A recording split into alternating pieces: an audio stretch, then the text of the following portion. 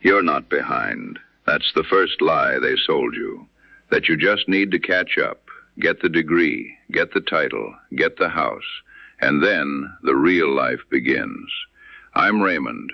I'm 83 years old, and I spent 54 years of my life believing a version of that lie so completely that I didn't notice my actual life happening in the background. 54 years. That's not a regret.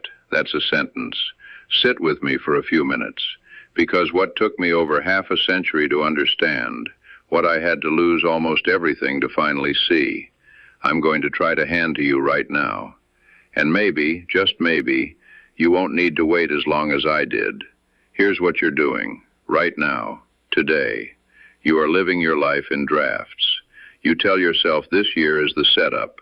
Next year is when things start for real. You're waiting on the promotion. You're waiting on the debt to clear. You're waiting until the kids are out of the house.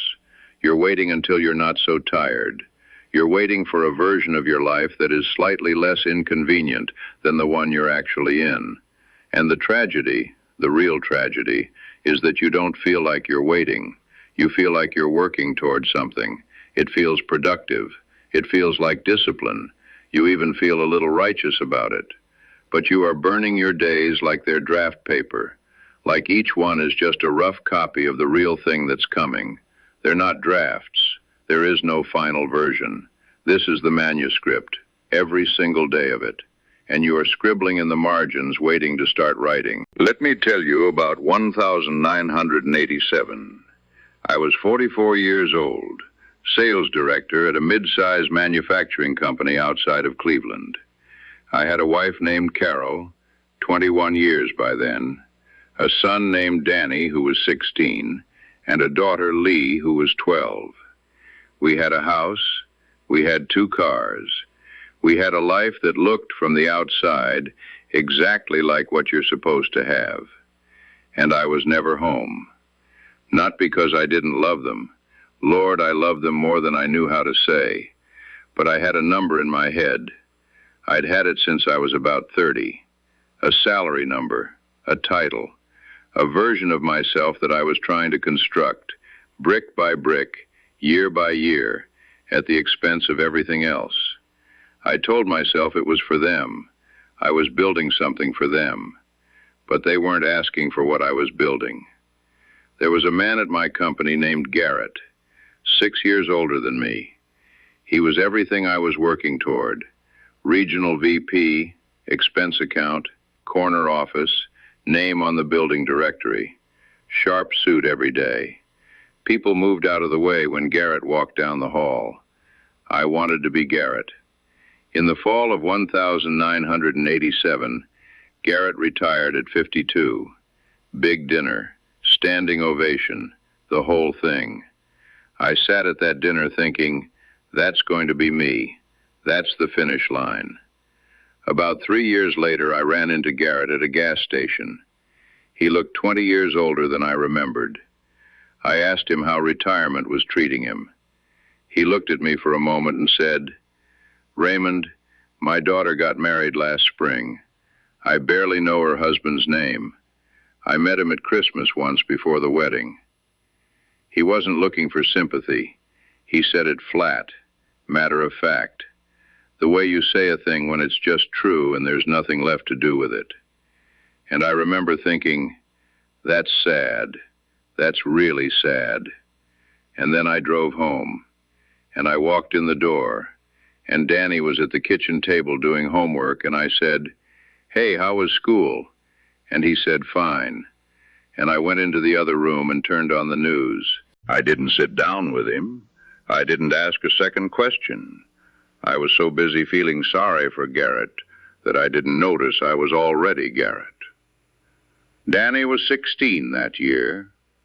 You know how many more years you have of sitting at a kitchen table with your 16-year-old son? Not many. I know that now. I knew it somewhere then, too.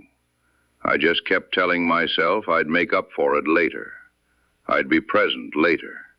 I'd be a real father later, once the work settled down, once I hit the number, once things were more stable.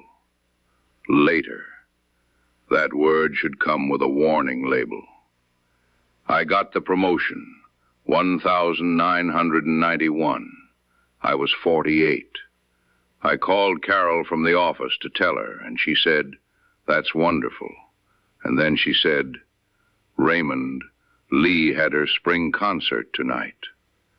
I was standing in my office with my promotion letter in my hand, and I had forgotten my daughter's concert. I'd written it down. It was on my calendar. I just didn't look, because I was almost there, because the meeting ran long, because it would always be later. That night, I remember this so clearly, I sat in my car in the parking garage for about 20 minutes before I drove home. Just sat there in the dark with the engine off. And for the first time in years, I had a real thought. Not a plan or a strategy, just a thought. It said, "You are not who you meant to be." I drove home and I watched my daughter sleep. She was 15. She had her mother's face. And I stood in that doorway, this successful man with his promotion letter in his briefcase. And I understood for the first time what I had actually been trading. I'd been trading the real thing for a picture of the real thing. And the clock I thought I had all the time in the world to spend. It had been running the whole time, while I was at work, while I was traveling, while I was sitting in parking garages feeling almost there. It doesn't pause for you. It doesn't say, "I know you're busy, I'll wait." It just runs.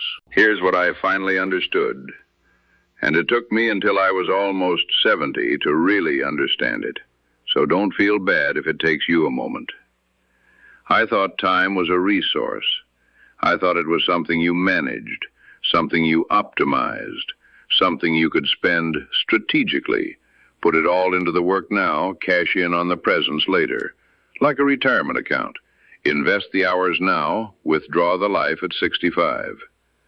But time isn't a resource. Time is the thing itself. It's not the container your life is in, it is your life. Every hour you spend is an hour of you, gone. There's no withdrawal, there's no later version of those hours waiting for you in a vault. The thing nobody tells you. Presence isn't a reward for finishing the work. Presence is the work. It is the only work that actually matters. I thought I was building something for my family. But a family isn't built with money and promotions. A family is built with Tuesday nights, with second questions, with showing up to the concert even when the meeting ran long. I thought I had all the time in the world. The clock was never waiting on me. I've been watching people my whole life. After 83 years, you start to see patterns. Garrett is 89 now, still sharp, still healthy enough, and I will tell you, that man is miserable. Not dramatically miserable, quietly miserable, which is worse. He calls me sometimes, we talk, but every conversation eventually comes back to the same place. His daughter lives in Portland, calls on birthdays. His son is polite at Christmas. They are respectful and they are distant, and he doesn't know why, and he does know why, and we don't say it out loud. He got everything he built for, and the people he built it for don't know him. Then there's my friend Lou. Lou is 81. He worked 30 years in a printing shop, never made much, drove the same Buick for 14 years. His house is small, his retirement is modest. Lou's kids call him every week, not on birthdays, every week. His granddaughter took a semester off college to come stay with him when his wife was sick. Just came. Nobody asked her. She just came. I asked Lou once how he did it, how his kids turned out that way. He looked at me like I'd asked something obvious. He said, "Raymond, I just showed up. That's all I ever did. I just kept showing up." He said it like it was simple, and it is simple. That's what makes it so hard to explain why so many of us missed it. Garrett managed his time. Lou spent his. That's the whole difference. So here's what I want you to do. Not tomorrow. Not when things slow down. Now. First, stop calling it later. Every time you catch yourself thinking, I'll be more present when, I want you to hear what you're actually saying. You're saying, this moment isn't worth my full attention. Your kid is in the room and you're telling them without a word that you have somewhere more important to be. Even if you don't say it, they feel it. Believe me, they feel it. Second, ask the second question. You asked how school was. Fine, they said. You moved on. Ask again. Ask what was fine. Ask what made them laugh. Ask what they're worried about. The second question is where the real conversation lives.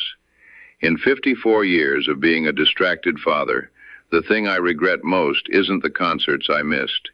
It's the second questions I never asked. Third, sit with the discomfort of being behind, because you feel behind. I know you do.